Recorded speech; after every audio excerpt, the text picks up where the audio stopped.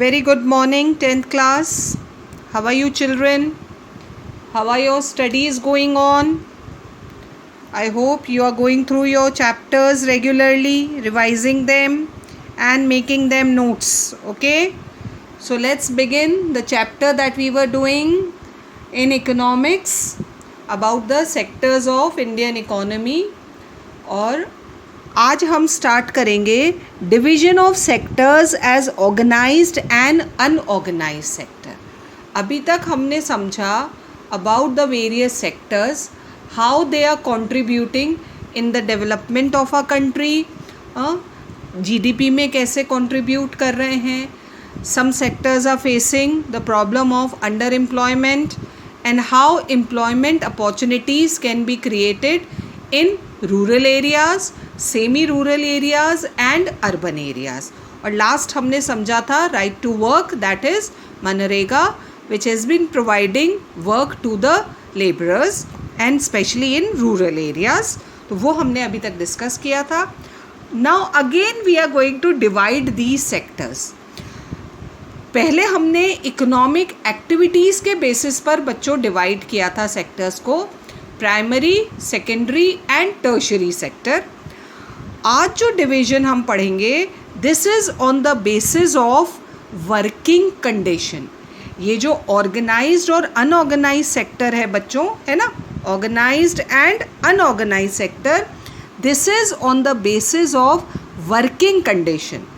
जो वर्क कर रहे हैं वो किस कंडीशन में काम कर रहे हैं, उस बेसिस पर उसे कहा गया है organized and unorganized sector. So let's see this. Let us examine another way of classifying activities in the economy. First हमने start किया था, that was related to nature, secondary activity and tertiary activity. आज हम करेंगे on the basis of conditions of work. इस base पर divide किया गया है सेक्टर्स को, organized and unorganized sectors. और we'll see are there any rules and regulations that are followed in this employment. तो डिटेल में हम समझेंगे about what is organized sector and what is unorganized sector. Again we can see two example in the book, children. फिर मैं आपको याद दिला रही हूँ बच्चों, एग्जाम्पल बुक के ही समझने हैं. Don't create your own examples. जो बुक में दे रखे हैं आपको उसी बेसिस पर अपने आंसर्स रेडी करने हैं. So now we will read about two examples that are given in a book according to conditions of work. किस तरह से लोग काम करते हैं, और उस बेसिस पर फिर हम डिसाइड करेंगे which is organized sector and which is unorganized sector, and you have to write the difference between the two. वो इस एग्जाम्पल को पढ़कर आपको खुद को समझ में आ जाएगा कि क्या डिफरेंसेस हैं in the conditions of work. So first example is of Kanta. Kanta works in an office. She attends her office from 9:30 a.m. to 5:30 p.m. She gets her salary regularly at the end of every month. In addition to the salary, she also gets provident fund, जिसे हम PF कहते हैं, as per the rules laid down by the government. Government ने law बना रखा है, PF मिलता है उसे. She also gets medical and other allowances. Medical treatment के लिए अलाउंस मिलता है, और भी बहुत सारे अलाउंसेज हैं what she gets. Kanta does not go to office on Sundays. That is a paid holiday. उसकी सैलरी नहीं कटती है उस दिन की. When she joined work, she was given an appointment letter stating all the terms and condition of work. So this is the condition of Kanta, because she is working in an office. Now let's check about Kamal, another working condition. अब देखो ये क्या है कमल की working condition. Kamal is Kanta's neighbor. He is a daily wage laborer in a nearby grocery shop. वो एक grocery shop, general store है, वहाँ पर कमल work करता है. He goes to the shop at 7:30 in the morning and works till 8 p.m. in the morning. Difference आया work में, time में. जो टाइम कांता वर्क कर रही है और जो टाइम कमल वर्क कर रहा है, दोनों का डिफरेंस देखो. He gets no other allowance apart from his wages. Kanta को अलाउंसेस मिल रहे थे, मेडिकल था, कमल को नहीं मिल रहा है।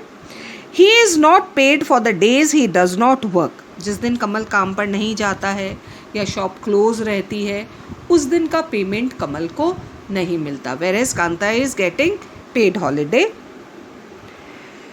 He is not paid for the days he does not work. He has therefore no leave or paid holidays. Nor was he given any formal letter.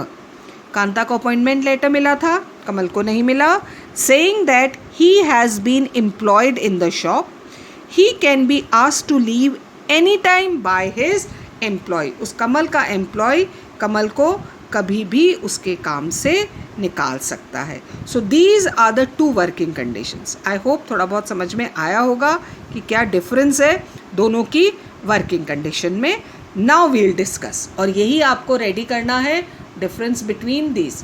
हाँ, कांता के वर्किंग कंडीशन और कमल के वर्किंग कंडीशन से ही हम निकालेंगे difference between organised and unorganised sector. Kanta works in the organized sector. Organized sector covers those enterprises or places of work where the terms of employment are regular, conditions clear हैं. So people have assured work, job security है. Organized sector वो है जिसमें job security है, assured work है. They are registered by the government. ये जो भी ऑफिसर्स एंटरप्राइजेस जिसमें हमारा स्कूल भी आता है ऑफ कोर्स, हाँ, they are registered by the government and have to follow its rules and regulations. Government ने एम्प्लॉयज़ के लिए जितने भी लॉज बना रखे हैं, they are followed here and have to follow its rules and regulations which are given in various laws. अब देखो कौन कौन से लॉज हैं, अंडरलाइन करो। These are the laws made by the government. Sorry, Factories Act, Minimum Wages Act, Payment of Gratuity Act, Shops and Establishment Act, etc. These are the various laws which have been made by the government of India. और organized sector इन सब laws को follow करता है बहुत detail में, इसलिए surety of work है। It is called organized. क्यों कहा जा रहा है इसको organized sector? It is called organized because it has some formal process and procedure. Kanta के केस में हमने पढ़ा था ना, she has been given an appointment letter. उसे एक अपॉइंटमेंट लेटर दिया गया है जिसमें सारी कंडीशंस ऑफ वर्क मेंशन्ड है। तो this is formal process and procedure. Some of these people may not be employed by anyone. और ये नहीं है कि ये सिर्फ एम्प्लॉयमेंट है। ऑर्गेनाइज सेक्टर एक बहुत बड़ा एरिया उन लोगों का कवर करता है जो सेल्फ एम्प्लॉयड हैं, सीए हैं, चार्टर्ड अकाउंटेंट हैं, लॉयर्स हैं, डॉक्टर्स हैं, जो अपना पर्सनल वर्क करते हैं और पर्सनल सर्विसेज देते हैं, but they are registered by the government. So a large number of people are these also. These people may not be employed by anyone but may work on their own, but they too have to register themselves, है ना। Organise sector में registration होता है with the government and follow all the rules and regulations that are made by the government. So this is the organized sector. Okay, now let's see about unorganized sector. अच्छा, अभी workers देखो, organise sector ये और carry on किया गया है और conditions देखेंगे हम इसकी। Workers in the workers in the organise sector enjoy security. ये बहुत बड़ी चीज़ है बच्चों, सिक्योरिटी ऑफ एम्प्लॉयमेंट, जिसे हम जॉब सिक्योरिटी कहते हैं। हाँ, ये डर नहीं होता कि आज हम काम पर जा रहे हैं और कल पता नहीं काम होगा या नहीं होगा, हमें काम से निकाल दिया जाएगा। तो ये होती है जॉब सिक्योरिटी, जिसमें पक्का है कि हमारे पास जॉब है। This is security of employment. They are expected to work only a fix number of hours. ऊपर देखा ना हमने, Kanta is working 9:30 to 5:30 PM, एक फिक्स नंबर ऑफ आवर्स हैं, जबकि कमल के आवर्स बढ़ भी सकते हैं और कम भी हो सकते हैं। If they work more, if they are working more than those fixed hours, they have to be paid overtime by the employer. अगर ज़्यादा काम करते हैं तो वो जो एक्स्ट्रा वर्क कर रहे हैं, extra hours they have been working, they have to be paid overtime, उसका एक्स्ट्रा पेमेंट होता है. They also gets several other benefits from the employers ना. वो ऊपर देखा था हमने, प्रोविडेंट फंड है, मेडिकल है, अदर अलाउंसेज हैं. All these are given to the workers of organise sector. These are those benefits. देखो, they get paid leave, उन्हें paid leave मिलती है. Payment during holidays, if they are taking holidays, या celebrations हैं, festivals हैं, जिस दिन offices या organizations बंद रहते हैं, उस दिन का भी उन्हें payment मिलता है. Provident fund gratuity. So these are those benefits which the employees of organized sector are getting.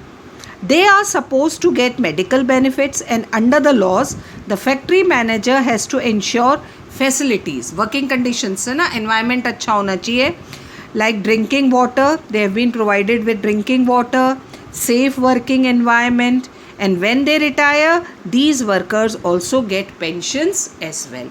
So these are those benefits which are being enjoyed by the workers of organized sector. तो ये तो हुआ organized sector. Now the conditions of कमल. इसमें कहीं भी कमल का कुछ था नहीं था. So let's check out what are the conditions of unorganized sector. In contrast, Kamal works in the unorganized sector. The unorganized sector is characterized by small and scattered units. बहुत छोटी छोटी units हैं. हाँ, छोटी factories हो सकती हैं या छोटी shops हो सकती हैं, which are largely outside the control of the government. Government का इन पर कंट्रोल नहीं होता. सी ऐसा नहीं है, हाँ, थोड़ा सा ये कन्फ्यूजन रहता है बच्चों को कि rules and regulations are only made, laws are only made for organise sector. No children, laws सबके लिए बनाए गए हैं. वो जो हमने फैक्ट्री एक्ट और डेली वेजेस एक्ट और ये पढ़ा था ना, minimum wages act, all these laws are made for all the employees who are working. लेकिन जो इन्हें फॉलो करते हैं they come under organise sector, और जो फॉलो नहीं करते हैं they are called unorganise sector. ऐसा नहीं है कि अनऑर्गेनाइज सेक्टर के लिए लॉज नहीं बनाए गए हैं, वो अनऑर्गेनाइज सेक्टर इसलिए है because they aren't following these laws, rules and regulations. Government का इन पर कोई कंट्रोल नहीं होता है. There are rules and regulations but these are not followed. वो रूल्स, वो लॉज इनके लिए भी हैं, पर क्योंकि ये फॉलो नहीं कर रहे हैं इसलिए ये क्या कहलाता है, unorganised sector. Jobs here are low paid. मनमर्जी से है एम्प्लॉयर की how much payment he is going to give, and often not regular. So there is no job security. There is no provision for over time. अगर ये over time करते भी हैं तो they aren't given any extra payment. See, Kamal was working from 7:30 to 8, more than 12 hours, है ना. जबकि working hours कितने हैं बच्चों, अगर ऑफिशियली हम देखें तो official working hours are 8 hours. If you are working more than 8 hours, over time should be paid. लेकिन Kamal is not getting any such payment. So no extra payment for extra working hours, no paid leave, holidays, leave due to sickness, in सब का कोई payment नहीं होता है.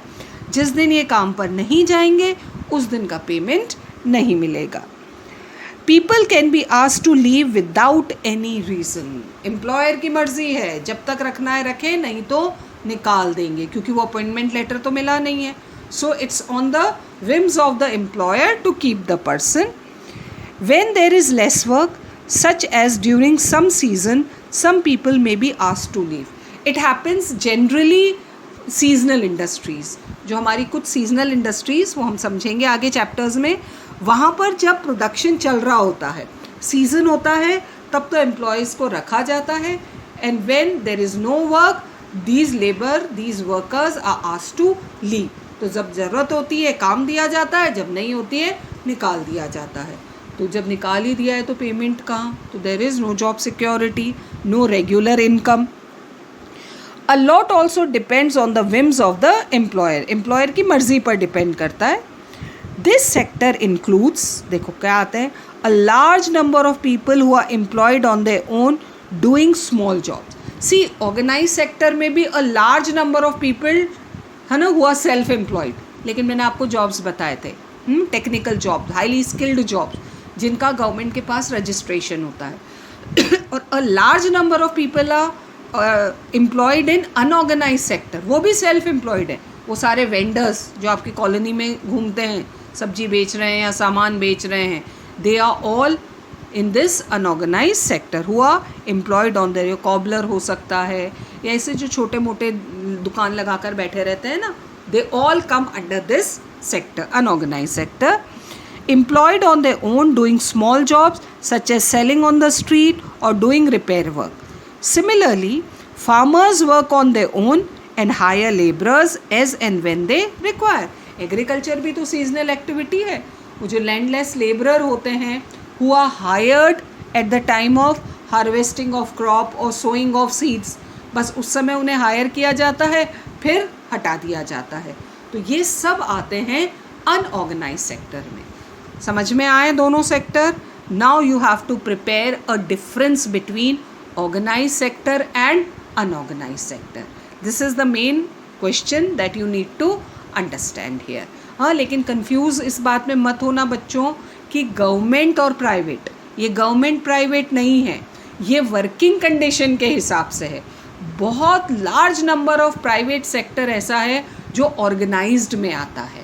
हाँ, वहाँ के जो भी एम्प्लॉयज़ हैं, जो काम करते हैं वर्कर्स, उन्हें वो सारे बेनिफिट मिल रहे हैं जो ऑर्गेनाइज सेक्टर को मिलते हैं।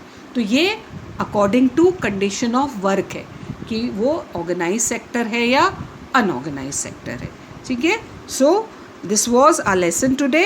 Next we'll start tomorrow. Till then keep reading.